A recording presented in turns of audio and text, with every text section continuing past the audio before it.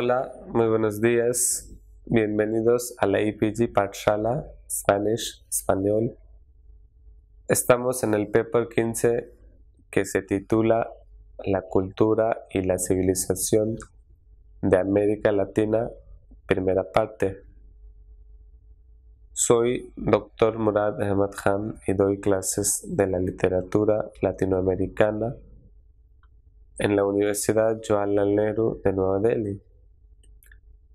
Vamos a hablar del módulo llamado Los africanos en América Latina. El objetivo principal del capítulo es promover acercamientos a nivel básico e intermedio a la materia Los africanos en América Latina, con una bibliografía suficiente para desarrollar las destrezas lectoras. Se pretende dar un vistazo general sobre las obras y una breve biografía de ellas del periodo, mediante el uso del sinopsis, resumen de la obra y un texto o fragmento del mismo. La llegada de los africanos al continente americano a comienzos del siglo XVI para reemplazar a la decadente población indígena y trabajar como esclavos en las minas y plantaciones de azúcar, dada su gran resistencia al clima tropical, había dejado huellas en casi todos los aspectos de la vida latinoamericana. No solo proliferaría entre la población la cultura de los opresores, sino también la de los esclavos oprimidos, y así pues el presente capítulo va a dar una perspectiva detallada de la presencia africana en América Latina, cómo la cultura de los opresores fue de deprimir y fue de más hacer las atrocidades contra los pueblos esclavizados, especialmente los esclavos que habían traído por el propósito de hacer el trabajo manual en las tierras y en las minas. Como por la aparición de los españoles había muchas epidemias entre la sociedad, entre diferentes sociedades latinoamericanas, y así se disminuye la población de los pueblos indígenas y los pueblos nativos de América Latina. No había ninguna resistencia contra las enfermedades que se contrajeron entre la gente de los dos continentes. Los españoles con ellos trajeron viruela y los españoles también fueron contaminados y atraídos hacia algunas enfermedades contra las que no tenían ningún tipo de resistencia. Así que los españoles siempre estaban también sujetos a muchas epidemias y muchas enfermedades que nunca conocían. Así fue la reducción de la población, especialmente de los pueblos indígenas, que fueron también muy contraídos hacia esas enfermedades europeas que nunca habían visto. La presencia africana en América Latina data desde la llegada de Colón al continente. Los primeros africanos fueron llevados como esclavos para reemplazar a la mermada población indígena y trabajar en las plantaciones de azúcar. Puesto que las nuevas leyes de 1542 habían abolido la esclavización de los indígenas, la llegada de los africanos fue un paso imprescindible para continuar con la colonización y la consiguiente explotación de América Latina, ya que los esclavos también participaban en las expediciones militares de España.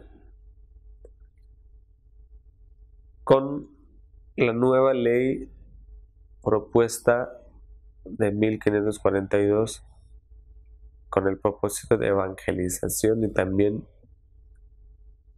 venidera de la fe cristiana católica, ya no podían esclavizar a los pueblos indígenas, pueblos naturales. Estaba prohibida la esclavización de los pueblos indígenas y naturales. Así que la única opción que les había dejado esa nueva ley fue traer los esclavos desde África para continuar en su trayectoria de la colonización y colonizar a diferentes otros países y lugares y territorios latinos que todavía no habían conquistado. Por consiguiente, también utilizaban a los negros no solamente en la minería o trabajar la tierra, sino que también para hacerles soldados y para guerrearles contra los pueblos naturales en sus expediciones militares, en donde participaban los negros para pelear contra los pueblos indígenas. Los españoles consideraban a los indígenas como seres débiles y poco fiables. Estos morían a causa de las enfermedades traídas por los españoles, pero los africanos mostraron inmunidad tanto a las enfermedades como a las condiciones climáticas tropicales.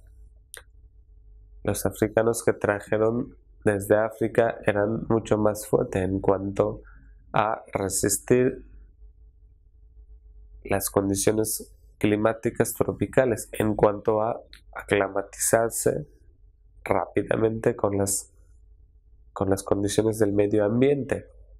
Y también a ellos no les importaba tanto contraerse contra las enfermedades traídas por los españoles. Al contrario, los indígenas eran los fáciles sujetos a esas enfermedades por las que murieron muchos indígenas, muchas personas locales.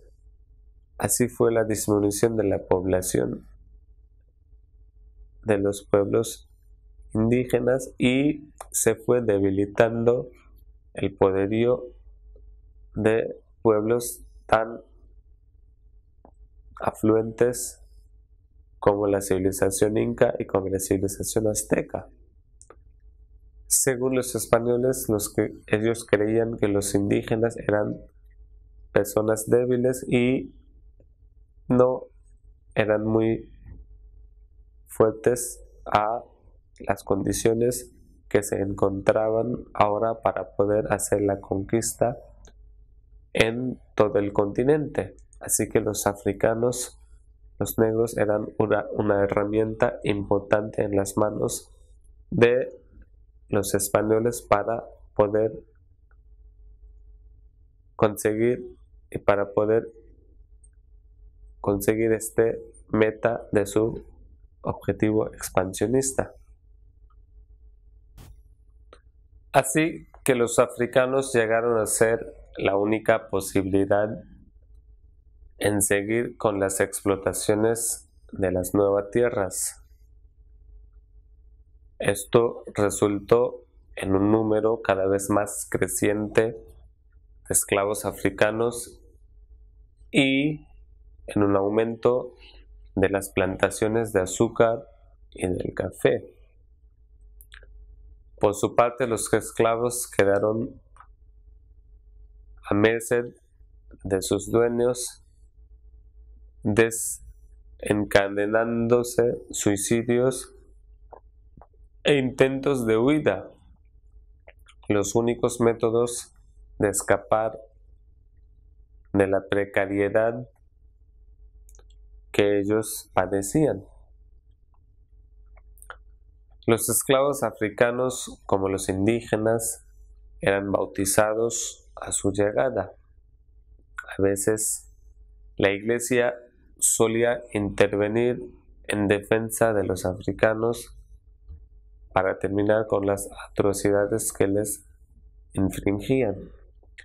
La Iglesia, sin duda, era una de las esperanzas positivas que hablaba a favor de los esclavos, para la abolición de la esclavitud, como fue en el caso de los pueblos indígenas. Para propagar la religión católica, ellos sintieron que era importante no hacerles esclavos del reino español para poder propagar y para poder expandir la religión católica. Así que fue promulgada una ley con el mismo propósito de la evangelización de los pueblos indígenas, no hacer la esclavización, sino que hacer la evangelización en lugar de hacerles esclavos. La única manera de conseguir la obra de mano barata era conseguir los africanos, traer los africanos de África para trabajar en América Latina por diferentes propósitos. Los esclavos entraron a América a través de Brasil, la ruta más directa desde África Occidental hacia el Nuevo Mundo. Más tarde, durante los siglos XV y XVI, empezaron a entrar a través del Caribe. Por esto, en la actualidad, la mayor población africana fuera de África se encuentra en Brasil y en las islas caribeñas. Además, también entraban esclavos procedentes de la península ibérica, donde la esclavitud ya estaba arraigada. Así, los exploradores solían estar acompañados por africanos nacidos y criados en España. Por todos estos motivos, los siguientes 4 siglos serán testigos de un largo proceso de transculturación en América Latina. Cuando los africanos llegaron al continente como esclavos, paulatinamente empezaron a integrarse en las culturas americanas e hispánicas. Pero sería injusto decir que solo los africanos se empaparon de estas culturas, porque también su propia cultura fue filtrada en los países a los que llegaron, dando como resultado un mestizaje afro-latino-hispano que hoy en día forma parte integral de las culturas latinoamericanas. A través de los siglos, los africanos contribuyeron al enriquecimiento de todas las facetas de la vida latinoamericana. Se puede observar la influencia africana en la música, en la danza, las artes y la literatura, en las prácticas religiosas, etc. Es decir, que ningún aspecto de la vida latinoamericano queda sin la mezcla africana. Después de la independencia de América Latina del Reino Español, había algunos grupos dominantes que intentaron restringir y oprimir a los africanos y sus influencias, pero estas ya estaban muy filtradas. La élite, al no prestar atención a sus esclavos, les dio a su vez la oportunidad de desarrollar clandestinamente su cultura, que a su vez acabó influyendo en la propia cultura hispana. Hasta el siglo XIX, la celebración del carnaval se limitaba a la población negra. Las clases altas condenaron carnaval y trataron de acabar con él. Sin embargo, a principios del siglo XX, la fiesta ya se había arraigado entre todas las clases y razas. Aún así, hay que reconocer que muchos elementos de la cultura africana se dieron bajo el peso de la alta cultura. También se encuentran algunos ejemplos de fusión, como en Argentina, donde el tango se desarrolló a partir de dos ascendencias. Una de ellas es el fandango español y otra es el baile negro llamado candombe, que fue la atracción característica de los festivales afroargentinos, tanto durante como después de la época de la esclavitud. La música latinoamericana siempre ha estado profundamente influenciada por los ritmos vibrantes y las melodías que los negros trajeron consigo de África. Prueba de ello es que la primera escuela de música en Brasil fue fundada por un sacerdote negro. La música brasileña está llena de temas africanos, al igual que muchos estilos musicales del Caribe, que han llegado a ser ampliamente conocidos: el mambo de Cuba, la salsa de Puerto Rico, el reggae de Jamaica o la calipso de Trinidad. Por otra parte, las prácticas religiosas se adaptaron a las de los nativos de América Latina y al catolicismo. Ya no había restricciones de razas, pero aún quedaron algunos vestigios de origen africano, como algunas sectas religiosas.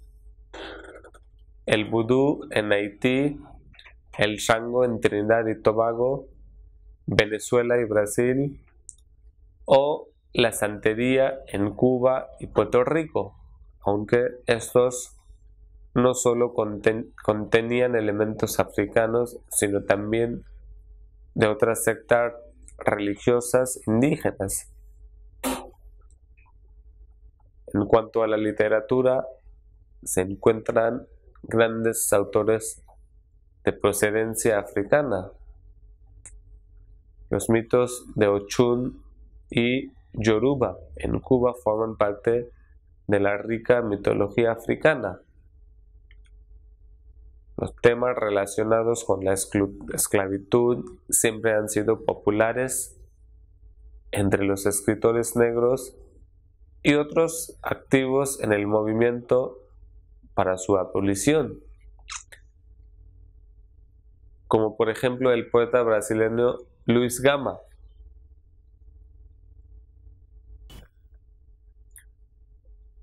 O Antonio de Castro Alves, identificado como el poeta de los esclavos, por su tratamiento de la esclavitud en sus escritos. Nicolás Guillén, uno de los poetas más eminentes de Cuba, escribió algunas de sus mejores obras, como la poesía negrista,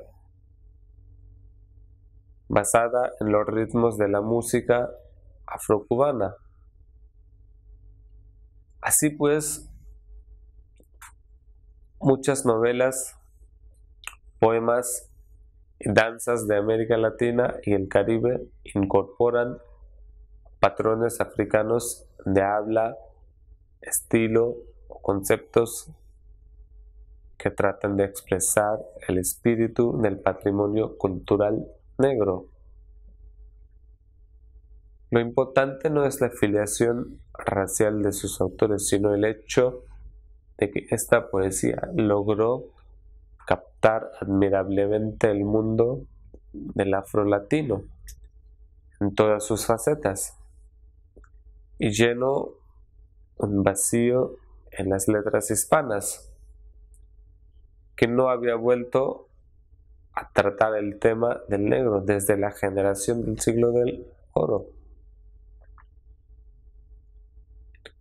En algunas regiones, ciertos idiomas africanos estuvieron bastante difundidos, como el Hausa, Mal y Quimbundo en Brasil, y el complejo Yoruba Twi en Cuba, pero su aporte al castellano y portugués fue más que nada a nivel lexicológico y en la fonación, nasalización, acentuación grave, etc. En el Uruguay, Perú, Argentina y otros puntos se conoció hasta principios de este siglo una tradición confitera africana, pero esta se perdió con la extinción o disminución de la población de color.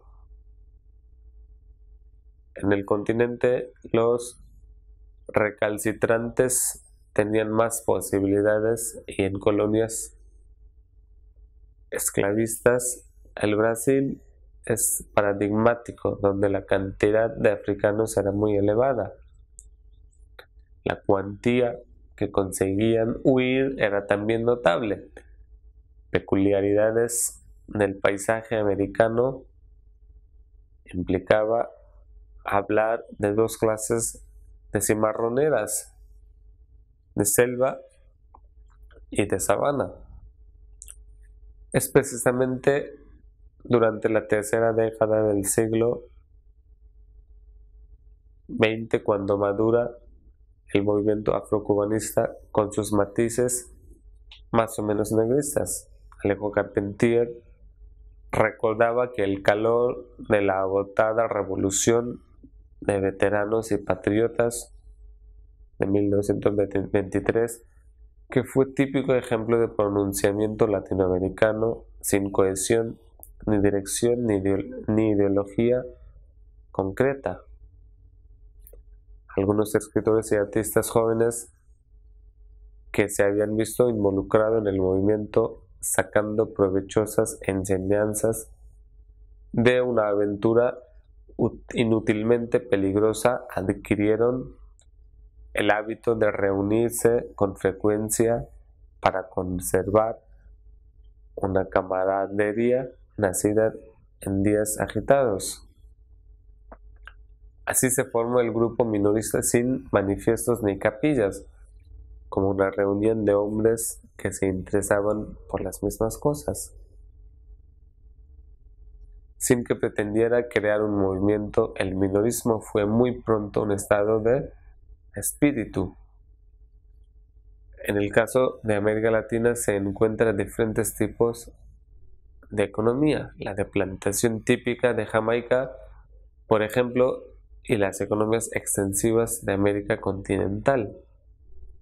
Sin embargo, hubo casos de plantaciones con mano de obra esclavizada en México, Guatemala, Venezuela y Colombia. Conclusión: las sociedades de América Latina y el Caribe presentan una complejidad fruto de un pasado histórico, en donde se entrecruzan diferentes formas de explotación sobre una población heterogénea. Consecuentemente, el ejercicio de la dominación construido por los grupos hegemónicos marginó a las mayorías sociales y particularmente a los descendientes de la diáspora forzada africana. La conformación de los estados nacionales decimonónicos, lejos de revertir la problemática, instaló una nueva dicotomía entre los civilizados y los bárbaros, coartando con ello la posibilidad de gestar un espacio integrador de las sociedades americanas de carácter multicultural. Sin embargo, ha habido una fuerte presencia de los africanos en América Latina en todos los aspectos de la vida, en cuanto a la política, en cuanto a la literatura, en cuanto a la sociedad, en cuanto a la música y en cuanto a la manifestación de diferentes tipos de arte. Los africanos fueron traídos especialmente por los trabajos por el propósito de echar la mano en la obra de mano para los españoles, para el reino español. Después se convirtieron en uno de los aportadores importantes de la cultura hispanoamericana y hasta hoy sigue siendo vigente el aporte de los africanos en América Latina. No se podría ignorar el aporte en casi varias esferas de la vida de los pueblos africanos, de los esclavos africanos que luego se convirtieron en los ciudadanos después de la independencia. También participaron junto con los pueblos indígenas en las rebeliones y en la independencia de muchos países latinos, muchos países de Hispanoamérica contra los colonizadores. Fueron ellos que participaron con mayor entusiasmo para liberarse de ellos mismos de la esclavitud contra las atrocidades que padecían a manos de los españoles.